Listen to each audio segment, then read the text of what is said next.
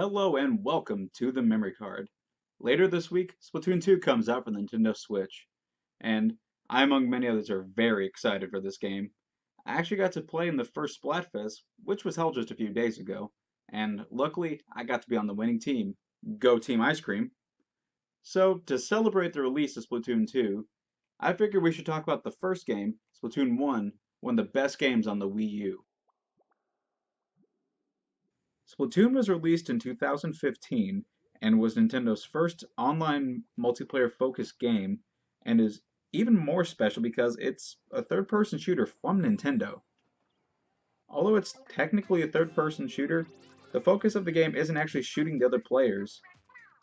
In Splatoon, you don't actually shoot bullets or lasers or anything like that. You're mostly just covering the ground in your team's colored ink. Because you don't play as humans in Splatoon. You play as a race known as Inklings, which are kind of like a human squid hybrid that have the ability to transform from humanoid kid looking forms, which seem to be the default, and then transform into an inky squid form that can travel through that ink.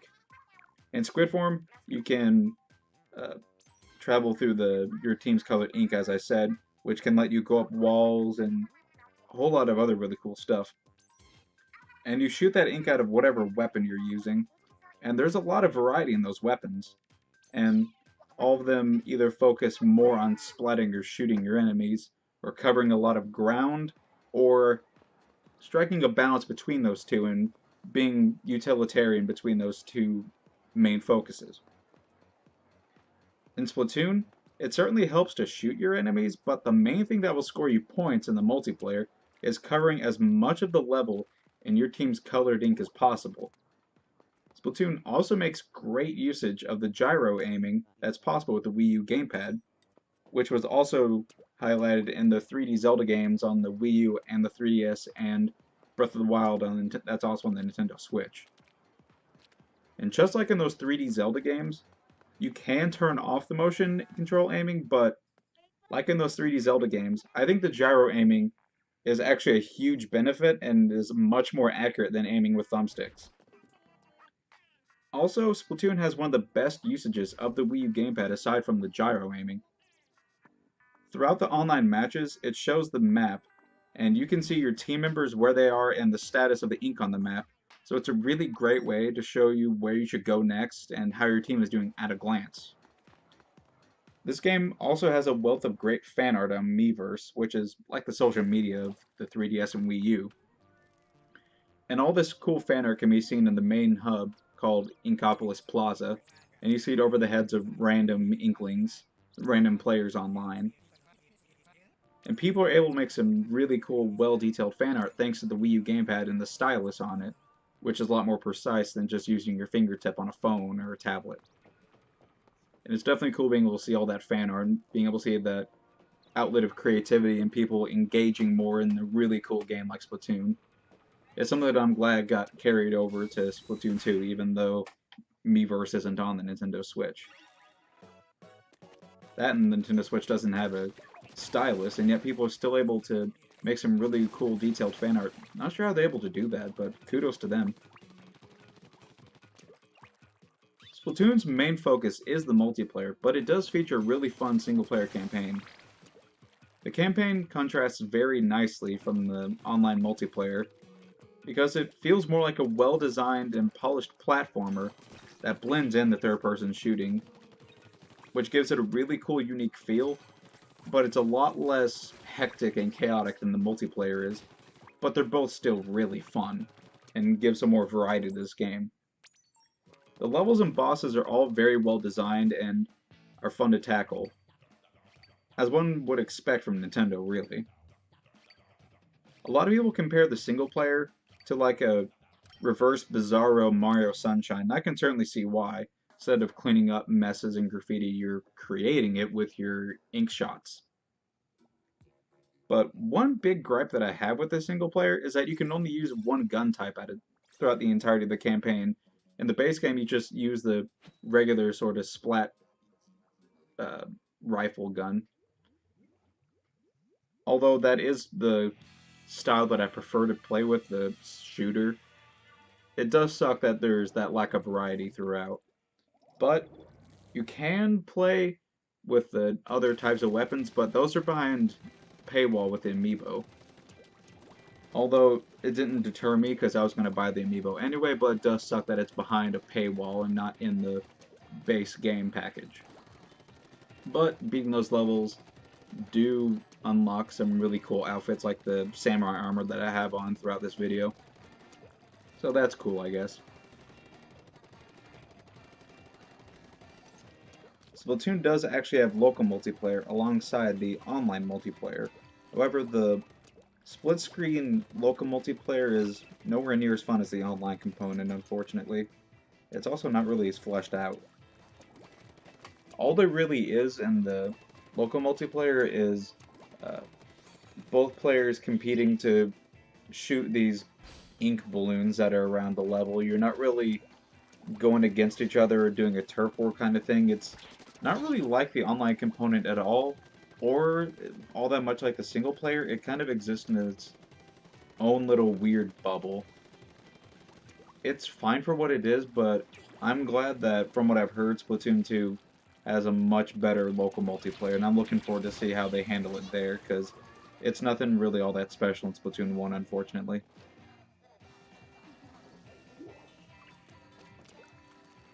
The bulk of Splatoon is focused on the online multiplayer, which revolves around 4-on-4 team-based matches. There are a number of different modes, although I typically stick to public matches, which only play Turf War. But that doesn't really bother me, because that's my favorite mode, so I'd play that most of the time anyway. Essentially in Turf War, the players just try to ink as much of the level in their own team's colored ink as possible, and they get points for covering the ground, and covering the other team's ink with their own, and having that back and forth. That makes for a lot of frantic fun over the course of 3 minutes in these really cool short matches. There are other modes, such as Splat Zones, which is basically King of the Hill, Tower Control, which you'll see a bit of in this video. In that mode, the two teams are fighting each other for control of a moving tower and trying to get to go to their opponent's side. It's similar to escorting a payload in Overwatch. And the last mode is Rainmaker, which is basically capture the flag.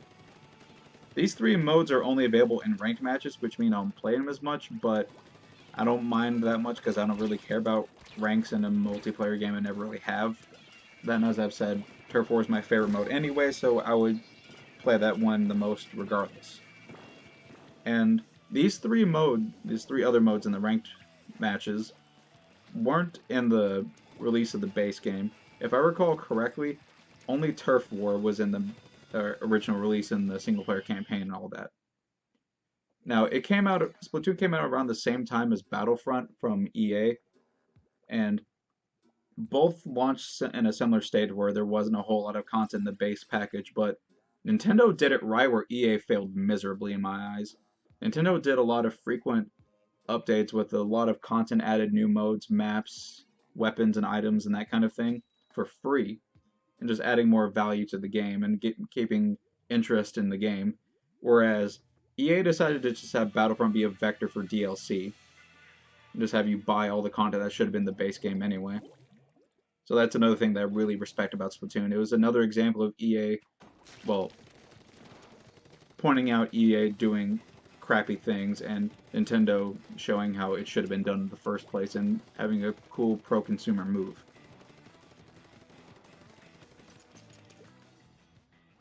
Something that's really cool about the online multiplayer in Splatoon are things called Splatfests.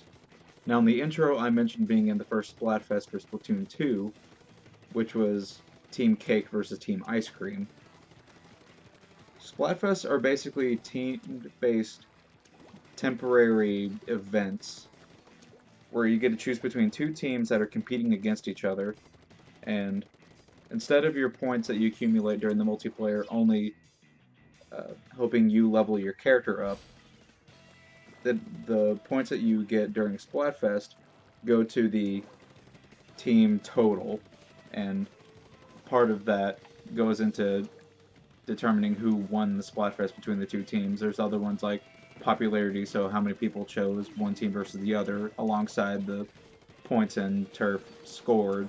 versus each team. And these are just really fun little competitions. There's not like a huge cash prize or anything like that that I know of, at least. But they're just fun things to get the community together. Playing online matches gives you an in-game currency that you can use to buy new weapons and outfits that are all very varied and cool. But just want to stress, there are no microtransactions in this game. Nintendo actually made a full, complete game, which unfortunately it's a rarity for a AAA game to be just complete, not full of microtransactions. I also like that this game lets you try out weapons before you buy them, just to make sure that you like them before committing. And you can also see how all the clothes look on you before you buy them as well, but that's standard. All the different clothes you wear also have a number of different slots that vary depending on the item, and they can give you really cool buffs like faster movement while in squid form and things like that. But what kind of sucks is that those abilities are randomly unlocked, though that never bothered me much. You can also just get the clothes of other Inklings you meet in Inkopolis Plaza by talking to the street urchin guy, and yes, he is actually an urchin, and paying him some money. Now this makes sense because Splatoon is focused a lot on style and fashion and being trendy within the game world, which coincides with the amazing visual style of this game. It feels very 90s skater culture with a bit of modern trends to it, and the game's full of vibrant, beautiful colors, and I love the cartoony art style in general, and just the general vibe of this game. It's all about fun, and all that is very endearing to me. The fun and frantic gameplay and the great art style and vibrant colors are a lot of what attracted me to this game early on and made me want to buy it as soon as I got a Wii U. Like a lot of Nintendo games, the core gameplay is easy to grasp, but there is a lot of hidden depth within the game. For instance, only inking the ground gets you points, but it is to your strategic benefit to ink walls for quick escapes and to hide and surprise your enemies as they come by the corner. The huge variety of different weapons also adds to the strategy and different playstyles available to you. I tend to stick to the NES Zapper gun in the game, which is a cool version of the shooters, which is one of the three main general types of weapons in the game. There's the shooters, the brushes and paint rollers, and then there's the chargers. The paint rollers and brushes, which are also lumped into that same category, are great for covering a lot of ground and for short-range attacks, but have some slight ability for long-range attacks and medium-range attacks. These shooters, like the NES Zapper, are great for striking a balance between covering a lot of ground and offensive capabilities. Now the chargers work a lot like sniper rifles and are great for splatting enemies, and they shoot ink in a straight line, which means that it's not great for covering turf, but it's great support and good for splatting the opposing team, keeping them from being able to cover more ground while your team is covering turf. And all these different playstyles are really fun and balanced really well, which doesn't surprise me considering that Nintendo is known for making highly polished, fun games that are accessible and playable to anyone.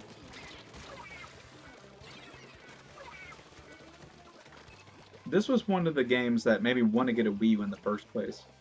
When this game was released, I kept hearing Jim Sterling and Laura Kate Dale talk about this game on the Podquisition, which is a podcast I listen to all the time and love. I've been listening to that since the first episode came out. And they made the game sound really appealing to me. I ended up finding a bunch of YouTube videos on Splatoon, and the art style and the overflowing sense of fun from this game absolutely blew me away.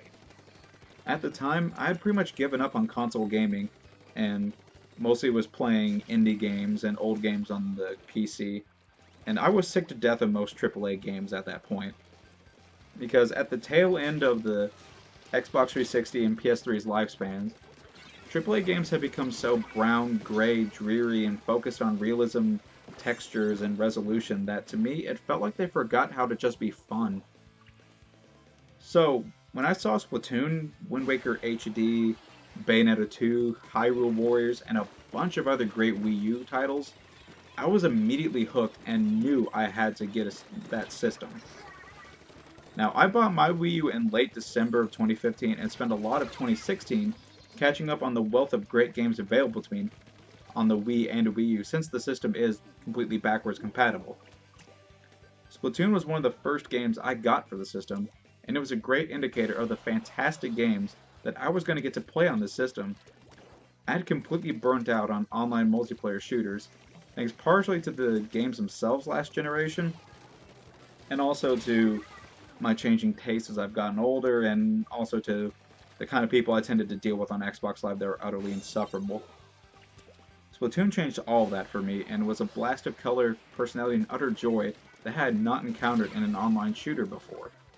In a lot of ways, Splatoon represents a renaissance for me when it comes to video games because it helped get me back in Nintendo after so many years away and back into playing games on console after pretty much giving up on them, and showing me that games hadn't forgotten how to be colorful and fun. So that's part of why this game means a lot to me and why I love this game so much. Splatoon is one of my favorite games on the Wii U, and I hope I made it clear throughout this entire video that I highly, highly recommend this game. I definitely consider myself a big Splatoon fan. I doubt I hit that at all. I haven't bought the amiibo for the game. I got the first 3-pack with the Inkling Boy, Girl, and the Squid, and I like the detail that they have in the models with the ink and the canisters on the back, just a cool little touch. Now they did do another release of those as the color variations, but I didn't care too much because they didn't look like different molds with new clothes and weapons and that kind of thing, and I can't justify buying palette swap amiibo. I'm not that hardcore of a collector of amiibo. I just buy them for games and characters I really care about. But regardless, Splatoon is the most fun I have ever had with an online multiplayer focused shooter. To me, the only game in that sort of genre that holds a candle to Splatoon is Overwatch when it comes to sheer quality and fun. If you own a Wii U or plan on buying one to collect for the system, you owe it to yourself to buy Splatoon, especially while the servers are still up and functioning. But if you own a Nintendo Switch or plan on buying one later on and you skipped out on the Wii U, it looks like you'll be fine just picking up Splatoon 2, because from what I've seen and played, it builds upon the foundation of the first game and adds a lot of polish and new modes and content to the game, such as the new Salmon Run, which looks like a time special event horde mode kind of thing that looks really fun. I'm looking forward to playing that whenever it rolls out, whenever the game's released. But regardless, hope you enjoyed the video. Thanks for watching, and I'll see you next time.